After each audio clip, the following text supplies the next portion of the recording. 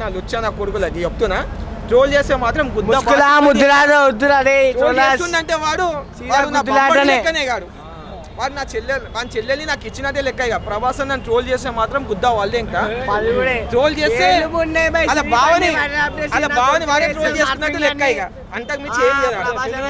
ఇంకో విషయం అన్న, 13 years నుంచి చూస్తున్నా, ఈ 3 days లో ఎంత పబ్లిక్ వచ్చిర్రో అంత పబ్లిక్ ఇంతవరకు ఏ సినిమాకి రాలేరన్న.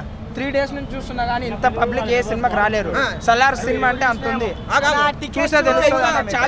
చాలా మంది ఏమంటారు, ప్రభాస్ అనే పెళ్లి కాలంటే పెళ్లి అనే మొగుడు కాదు, సల్మాన్ ఖాన్ చేసుకుంటా. అట్లా వేరే హీరోలు మనకు వద్దు. మొగుడు అనేవాడు ఒక్కసారి వస్తాడు.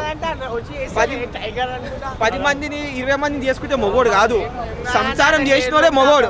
అది పాయింట్. సంసారం చేసినోడే మొగోడు. ఒక్క పెళ్ళంతో ఎంతసేపు సంసారం చేసినే ముఖ్యం మనకి. ఒక పెళ్ళం చేసుకొని ఇంకొక పెళ్ళం చేసుకుంటే పద్ధతి కాదు అది. 10 మందితో సంసారం చేయలేను. ఒక సంసారం చేసినోడే మొగోడు. లైఫ్ లో గెలిచినోడే మా ప్రభాస్ అన్న.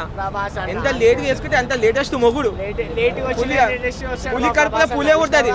రేపు ఆల్రెడీ డైలాగ్ కొట్టిరు, మళ్ళీ పులే వస్తుంది, గుర్తు పెట్టుకోరు. అవన్నీ కాదు.